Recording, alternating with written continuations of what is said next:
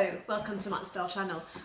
Today I am going to do a video on the serums that I'm currently using, and I'm no expert. I've picked up the idea of the serums from all the channels that I watch during the 6 months I've been doing YouTube myself and watching other channels. I've been learning from you guys.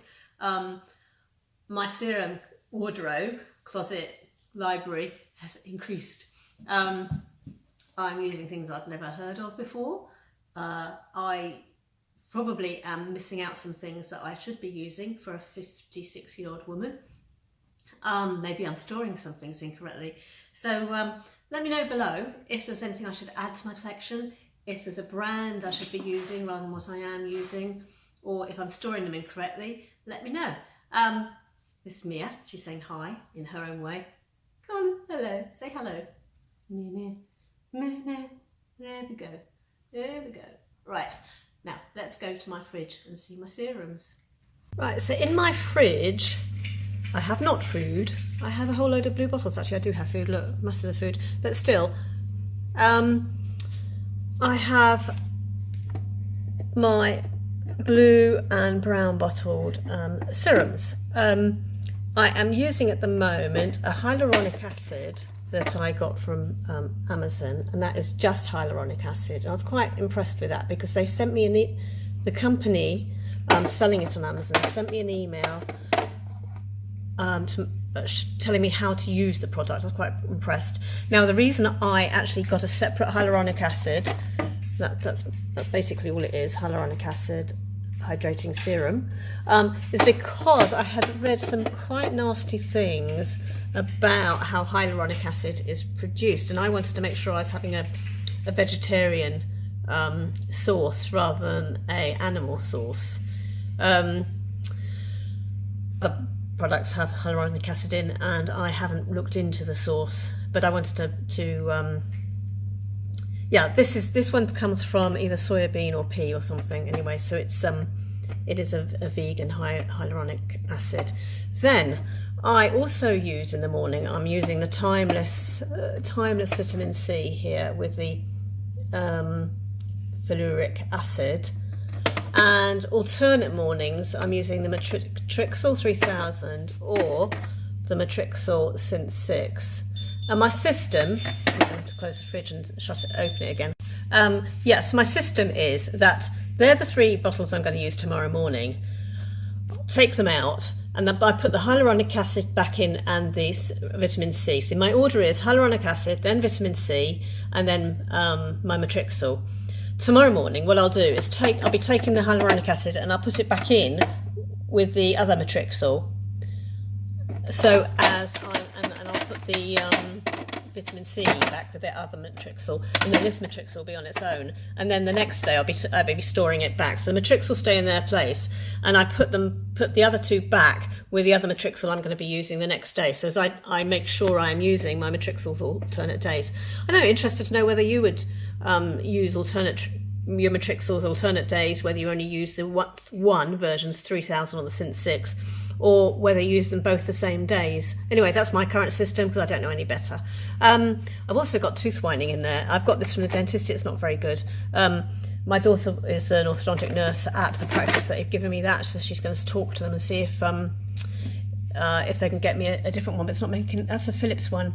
It's not made any difference to my teeth whatsoever, and it's their new product they're selling, whereas she's on another brand that they've been, the older brand they were using, which I think is probably more effective. So anyway, she's going to speak. So we've got yeah, that is our shelf of products in the fridge.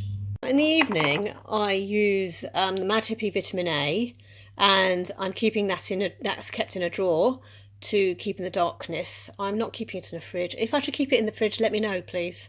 I know it's a brown bottle. Perhaps I should have done. And I'm also using niacinamide from The Ordinary at night as well.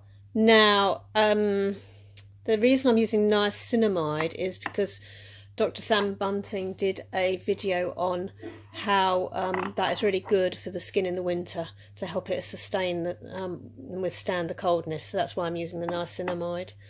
vitamin A is really, I mean, do I need to say why I'm using vitamin A? I think that's a very good alternative to the retinol we don't get in the UK. If you read about Mad Hippie's vitamin A, I think it's a really good, it reads as a very, very good alternative to the retinoids. The way they produce, the way Mad Hippie produce it, and also it's a natural product, so I really like Mad Hippie products. And as the ordinary niacinamide, let's see if I can zoom in on it there, with zinc. Yep. So if you think I shouldn't be using those two together, let me know. But what I normally do is put the niacinamide on, I let it get absorbed, and then I put the vitamin A on top of that, because I think the vitamin A is slightly thicker than the niacinamide. Anyway, as I have said to you, I am an amateur, so please do let me know if I am doing that wrong. Excuse the tablets over here in the corner. They're left over from when I had a bad back, which you'll know about.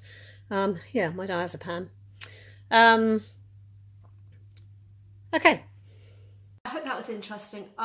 One of the things I would say is that I have heard from Sam Bunting, and I'll link her below, that she doesn't recommend patting in the serums, and I see a lot of people on YouTube doing that, so I don't do that. I do rub, as she says, I rub them in. I will link the video below if I can find it, where she's saying this so you can see it for yourself. But she's saying that by patting it in, you're just sort of patting it in, you're just leaving it on the surface. But if you rub it and you want to rub it in, by rubbing it, you're rubbing it in to the into the skin, into the layers, and that's where you want it, rather than just sitting on the surface. So anyway, that's something. I think that's all. Oh yes, I'm storing anything in a blue bottle and a brown bottle in the fridge, generally. And the other thing I have learned from a dermatologist, and I don't know who, so I can't link the video below, is that the reason we use the retinols and vitamin A's and so on not in the sunshine is not because of the fact they're exfoliating. I mean, obviously that is a danger, but it's because they're not effective in the sun. The sun destroys the efficacy. So from whoever that dermatologist was, I apply my vitamin A at night, where, you know, I'm in darkness, I'm going to be sleeping in the dark, so it's I'm not destroying the efficacy. Anyway, if you've got comments on that and think I'm talking rubbish, do let me know. If that's new information to you, let me know as well. I'd be interested to I'm interested in understanding more. Oh, my problem that you could help me with is I really don't know where to add the oils. I have heard that if you put oil on top of your moisturiser, the oil's more likely to sink through moisturiser, but if you put oil under a moisturiser, the moisturiser's not going to sink through the oil, so you're best off putting oil on last. But then I told a beauty therapist that, and she said, yes, but then what about your SPF? Because your SPF, if that's your last layer, it's not going to go through the oil. So little bit confused about oils and where they sit. And then there's essences. I haven't got a clue with essences, so I don't use essences at all.